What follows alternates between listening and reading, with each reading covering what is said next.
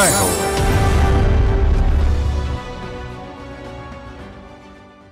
ఆయనకు వ్యాయామ క్రీడలంటే ఇష్టం, శరీర సౌష్ఠవ పోటీలంటే మరీ ఇష్టం. పేరు శ్రీనివాసన్, ఊరు ఎర్నాకుళం. చక్కని దేహాకృతి కలిగి ఉండేవారు. వయసు రీత్యా బాడీ బిల్డింగ్ నుంచి పవర్ లిఫ్టింగ్ కు మారారు. చిరుద్యోగిగా ఉంటూనే బాడీ బిల్డింగ్ పోటీలలో కేరళకు ఐకాన్ అనిపించుకున్నారు. ఏనుగంత బలం ఉందని ఎవరైనా పొగుడుతూ ఉంటే ఆయనకు కొండంత సంబరం. Body building, weight lifting, power lifting పోటీల్లో 50 పథకాలు వరించాయి. ఇప్పుడు 75 ఏళ్ల వయసులోనూ ఏమీ తగ్గటం లేదు. పవర్ లిఫ్టింగ్ పోటీలకు సిద్ధమవుతున్నారు. విజేతగా నిలిచారు.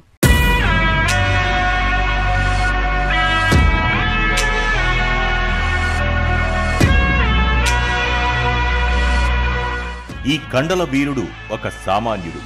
పత్రికా కార్యాలయంలో సహాయకుడిగా పనిచేసి ఉద్యోగ విరమణ చేశారు. పేద కుటుంబ నేపథ్యం, ఆకాంక్షలు అనన్యం.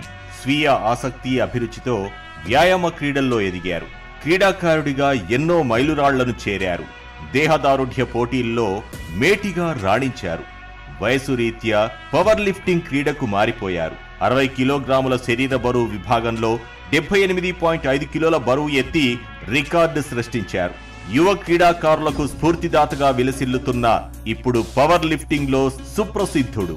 ఈయన స్వస్థలం ఒకనాడు ఎర్నాకుళంగా ప్రసిద్ధి చెందిన తూర్పు కోచి.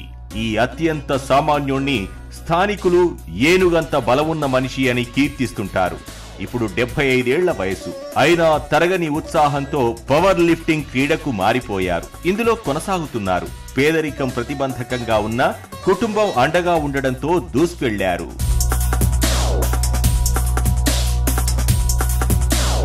నేను జనించేది ఎర్నాకుళం తന്നെയാണ്. మాది ఎర్నాకుళం. మాకు ఒక కుమారుడు, కుమార్తె ఉపాధ్యాయురాలు. బాల్యం నుంచే నేను దేహదారుఢ్య రంగంలో ఉన్నాను.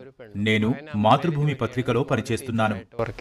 శ్రీనివాసన్ పత్రికా కార్యాలయంలో డెస్క్ కు సహాయకుడిగా పనిచేశారు. విశ్రాంత వేళల్లో దేహదారుఢ్యం మీద ఆసక్తి చూపారు.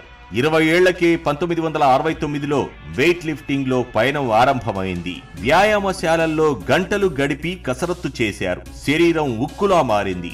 1972 నుంచి 74 దాకా అనేక పోటీల్లో పాల్గొని తనదైన ముద్ర వేశారు. పతకాల పంట పండించుకున్నారు. 28 ఏళ్ల వయసులో 55 కిలోగ్రాముల విభాగ పోటీల్లో పాల్గొన్నారు. శ్రీనివాసన్ చదివింది 5వ తరగతి. చిరుద్యోగాలతోనే తన ఆశయ పథానికి బాట వేసుకున్నారు.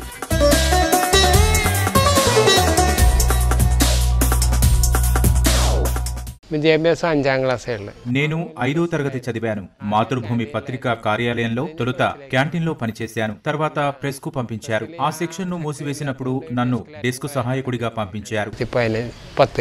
2011లో శ్రీనివాసన్ తొలిసారి మహారాష్ట్రలోని చంద్రాపూర్లో నిర్వహించిన పవర్ లిఫ్టింగ్ పోటీలకు తన పేరు నమోదు చేయించారు. అంతకంటే ముందు 5 దశాబ్దాల పాటు బాడీ బిల్డర్ గా మెరుపులు మెరిపించారు. దేశంలో ఏర్పాటైన అనేక క్రీడా పోటీల్లో పాల్గొని ప్రతిభ చూపారు. 2017లో తన 68 ఏళ్ల వయసులో శ్రీనివాసన్ పేరు పత్రికల్లో పతాక శీర్షికలకెక్కింది. అలప్పుళలో ఏషియన్ పవర్ లిఫ్టింగ్ ఛాంపియన్షిప్ లో పాల్గొని స్వర్ణ పతకం సాధించడం నాడో సంచలనం. ఆయన 85 కిలోల విభాగంలో స్క్వాట్, బెంచ్ ప్రెస్ విభాగాల్లో 115 కిలోల విభాగం డెడ్ లిస్ట్ లో విజేతగా నిలిచారు. తర్వాత అనేక జాతీయ పోటీల్లో పాల్గొన్నారు. కడనవరవు 2011 నేను 2011లో పవర్ లిఫ్టింగ్ విభాగంలోకి వచ్చాను.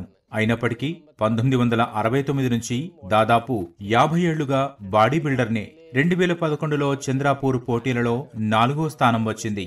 నాటి నుంచి పాల్గొన్న ప్రతి పోటీలో ఓ పథకం లభించింది. తక్కువ బరువు ఉండటం వల్ల అనేక సవాళ్లను ఎదుర్కొన్నారు. అయినప్పటికీ శ్రీనివాసన్ అధిక బరువులు ఎత్తే విభాగంలో పోటీదారుల కంటే ఎక్కువ బరువులు ఎత్తారు. Strong man title సాధించగలిగారు.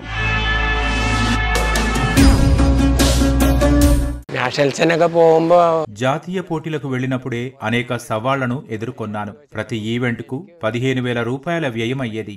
నాకు ఇతరత్రా ఏ బాదరబందీలు లేవు.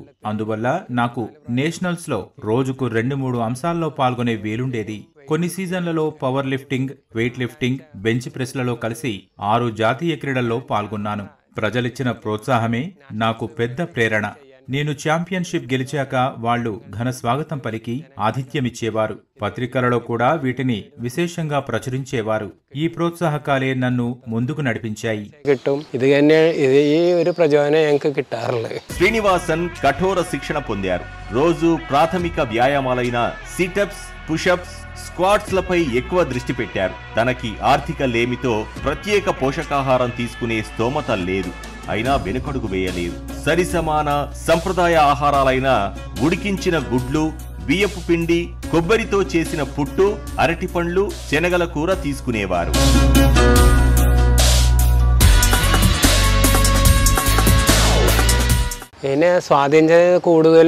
నేను చిన్నప్పటి నుంచే వ్యాయామ క్రీడల్లో ఉన్నాను.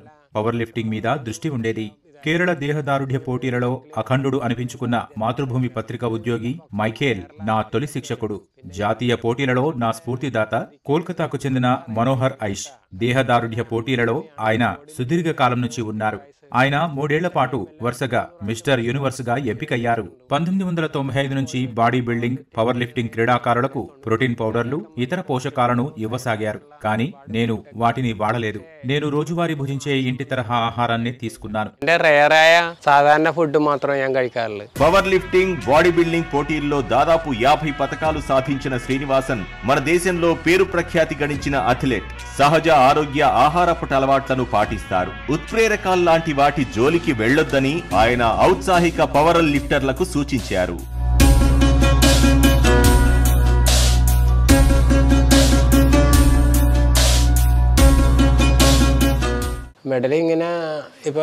గత 10-15 ఏళ్లుగా నేను 24 బంగారు పతకాలు సాధించాను. సరిసమానంగా రజత, కాంస్య పతకాలు అంటే అన్నీ కలిపి 50 పతకాలు వచ్చాయి.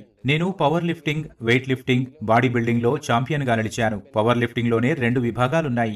ఈ రెండింటిలో నేను ఛాంపియన్ అయ్యాను. 2017లో అలప్పులో ఏషియన్ వెయిట్ లిఫ్టింగ్ ఛాంపియన్షిప్ సాధించాను. శ్రీనివాసన్ కు ఓ బంగారు కల ఉంది. మన దేశం కోసం అంతర్జాతీయ పోటీల్లో స్వర్ణ పతకం సాధించాలన్నదే ఆ ఆశయం. ప్రాయోజకులు కానీ, ఆర్థిక సాయం అందించేవారు కానీ లభ్యం కాలేదు. అదే ప్రధాన అవరోధమైంది. ఆర్థిక కారణాల వల్ల అనేక అంతర్జాతీయ పోటీల్లో పాల్గొనే అవకాశాలను వదులుకోవాల్సి వచ్చింది. అలా వదులుకున్న వాటిలో కెనడా, దుబాయ్, దక్షిణాఫ్రికా పవర్ లిఫ్టింగ్ పోటీలు కొన్ని.